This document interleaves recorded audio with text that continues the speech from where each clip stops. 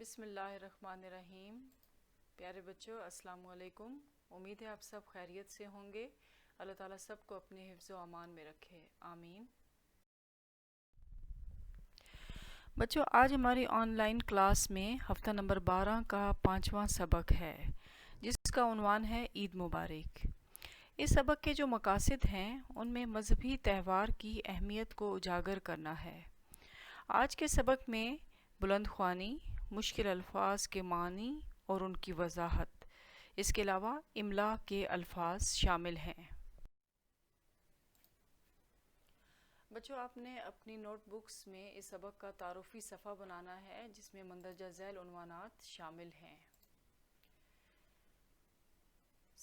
یہ سبق صفحہ نمبر 33 پر موجود ہے۔ بلند خوانی، املا کے الفاظ، الفاظ معنی، الفاظ جملے، سوال جواب اور ورک شیٹ پر مبنی گھر کا کام شامل ہے۔ سبق عید مبارک کے مقاصد میں شامل ہیں: مذہبی تہوار کی اہمیت کو اجاگر کرنا، اخلاقی پہلو یعنی ہمدردی اور دوسروں کی مدد کے جذبے کی ترغیب دینا۔ بچوں کو مذہبی تہواروں کے نام اور ان کی اہمیت بتانا۔ بچوں، اب اس سبق میں موجود کچھ مشکل الفاظ اور ان کی وضاحت کو دیکھتے ہیں۔ پہلا لفظ ہے بیتابی۔ بیتابی کا مطلب ہوتا ہے بے چینی۔ شروعات یعنی ابتدا، شروع کی جمع۔ تہوار، خوشی کا دن۔ شیر خورما، دودھ سویاں۔ ابر کا مطلب ہے بادل۔ سعادت یعنی خوش نصیبی۔ آئیے بچوں، اب عید مبارک سبق کی بلند خوانی کرتے ہیں۔ اپنے کتابوں کا صفحہ نمبر 33 کھولیے۔ پہلے کچھ مشکل الفاظ دیکھتے ہیں۔ احکام۔ احکام کا مطلب ہے حکم کی جمع۔ بیشتر، زیادہ تر۔ روزمرہ یعنی معمول کے کام۔ مساجد۔ مساجد کا مطلب ہے مسجد کی جمع، جہاں پر نماز ادا کی جاتی ہے۔ آئیے اب سبق کی پڑھائی شروع کرتے ہیں۔ مسلمانوں کے دو بڑے مذہبی تہوار ہیں، عید الفطر اور عید الاضحیٰ۔ عید الفطر یکم شوال کو منائی جاتی ہے۔ شوال سے پہلے رمضان المبارک کا مہینہ آتا ہے، جس میں روزے رکھنا مسلمانوں کے لیے بڑی سعادت ہوتی ہے۔ ہر مسلمان اپنی حیثیت کے مطابق اس رحمت سے فائدہ اٹھاتا ہے۔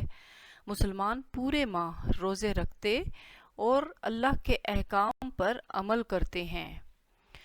ان کی راتیں عبادات میں، جبکہ دن کا بیشتر وقت روزمرہ کے معمول میں گزرتا ہے۔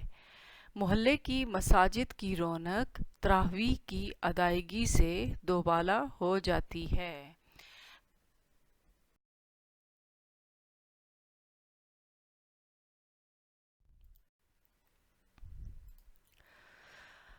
الفاظ میں اگلا لفظ شامل ہے وسعتوں۔ وسعتوں کا مطلب ہے کشادگی۔ بیتابی یعنی بے چینی۔ لطف، مزہ۔ ابر کا مطلب ہے بادل۔ شہادت، شہادت یعنی گواہی دینا۔ تصدیق، سچا قرار دینا۔ آئیے اب پڑھائی شروع کرتے ہیں۔ 29ویں رمضان کی نماز مغرب ادا کرنے کے بعد لوگ عید کا چاند دیکھنے کی کوشش کرتے ہیں۔ وہ چاند کی تلاش میں آسمان کی وسعتوں پر بڑے ذوق و شوق سے نظر دوڑاتے ہیں۔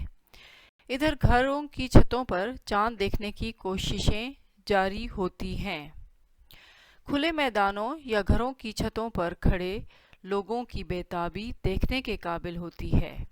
اپنی آنکھوں سے عید کا چاند دیکھنے کا جو لطف ہوتا ہے، وہ ریڈیو، ٹیلی ویژن یا اخبارات کے اعلانات سے تو حاصل نہیں ہو سکتا۔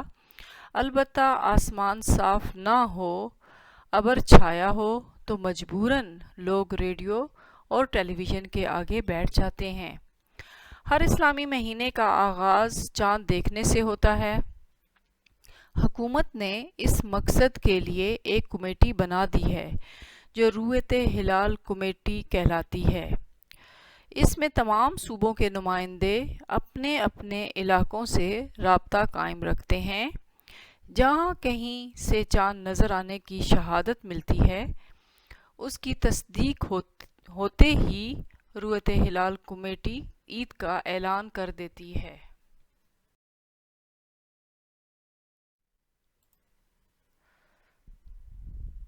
صفحہ نمبر 34 پر جو پیراگراف ہے اس کی پڑھائی کرتے ہیں۔ مسرت، مسرت کا مطلب ہوتا ہے خوشی۔ عزیز یعنی پیارا۔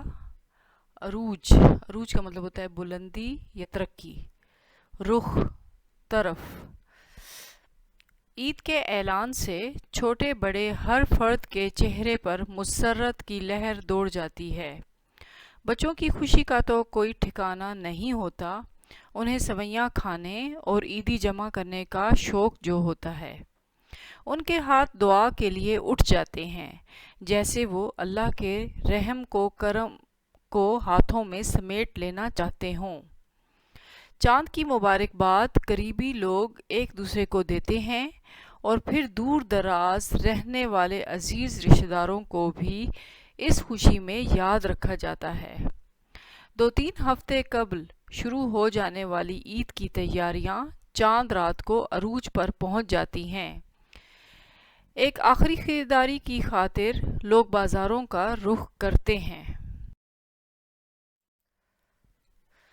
بچوں، آپ کے گھر کا کام جو اس سبق کے متعلق ہے اس میں آپ کے سبق کی پڑھائی شامل ہے۔